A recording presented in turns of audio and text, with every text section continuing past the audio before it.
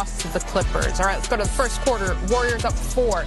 Gary Payton, the second, finds Butler behind the three-point line, and he drills it. Warriors up by 7. Who hits the circus layup. Look at that. Nice. He hit the free throw, and Warriors up by 13. Second quarter, Warriors up by 11. Butler over Zach Edey, who's 7'4".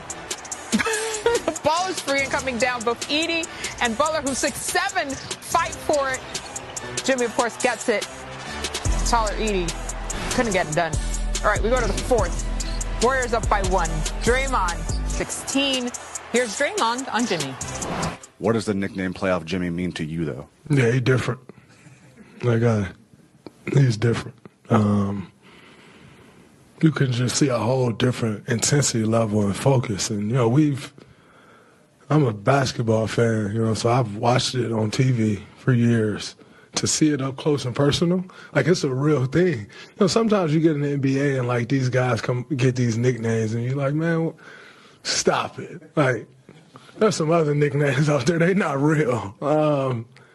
That one's real, and I'm happy he on our side.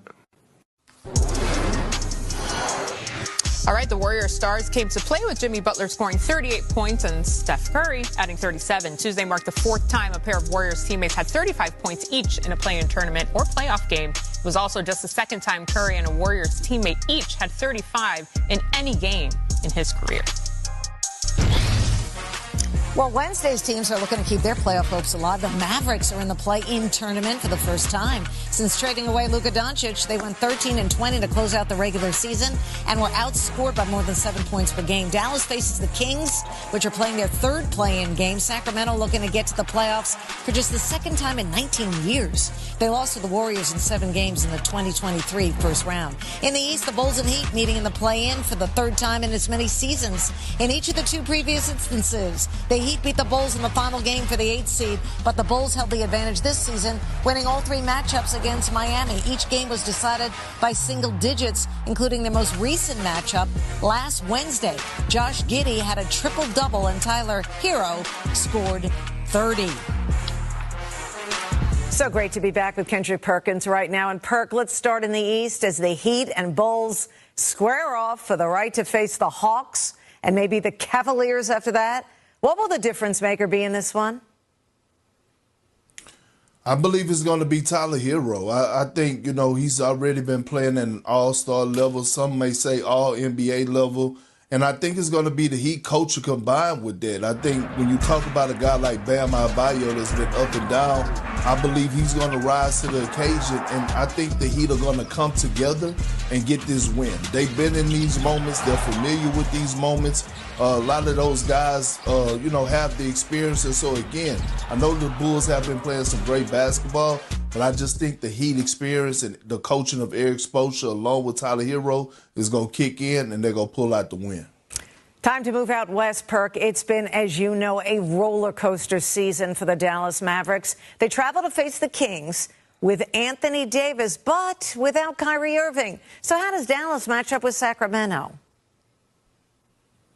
Well, look, a lot of people was wondering, was Anthony Davis going to sit out for the remainder of the season? His agent wanted him to sit out for the remainder of the season. And guess what? AD said, no, I want to come back. I want to give these fans, this organization, hope and belief that we going to be okay. Well, this is his moment. And I believe that Anthony Marshawn Davis Jr. is going to capitalize tomorrow. I believe he's going to go in Sacramento and track his feet all up in their house on their carpet, couch, and you name it. He's going to go out there and put up a monster number and carry the Mavs to get the victory. Another thing we have to be mindful of is Jason Kidd. Jason Kidd in these moments. I know he lost Luka. I know no Kyrie. But he's a hell of a coach, and he's done an outstanding job of getting the best out of others. I think Dallas going to Sacramento and get that win and move on to play in the next. It should be great either way. We love these play-in games, and we especially love the NBA playoffs. They begin officially Saturday. Perk, as always, thanks for joining us on SportsCenter. Thank you, Liz. The play-in tournament is off and running, and to break it all down, we've got to bring in Kendrick Perkins. What's up, Perk? Let's start in Orlando, where Cole Anthony made the most of this opportunity and showed out for the Magic. What impressed you most about his performance? Well, this is the prime example of staying ready so you don't have to get ready. That's number one. Number two, I just love the passion that he plays with, right? And it's an all-in type passion. Yes, he came in and he had 26 points tonight, doing it in all phases, from shooting the tray ball, attacking downhill, but being the playmaker off the pick arrow. I thought he was the deciding factor. He came up huge. And you look at those 6 assists, that's the growth of a young player. Being able to go out there and get yours and still make guys around you better. And that's what I saw tonight out of the Orlando Magic and Cole Anthony. Yeah, and we learned it's his dad that keeps him grounded. That's the definition of sometimes it just be your own people. But, hey, sometimes you need that humility. All right, to the West and the Warriors, they are used to 30-point performances in big games from Steph Curry, but they traded for Jimmy Butler for moments like these, and he delivered. 38 points to be exact. How dangerous are the Warriors with this duo?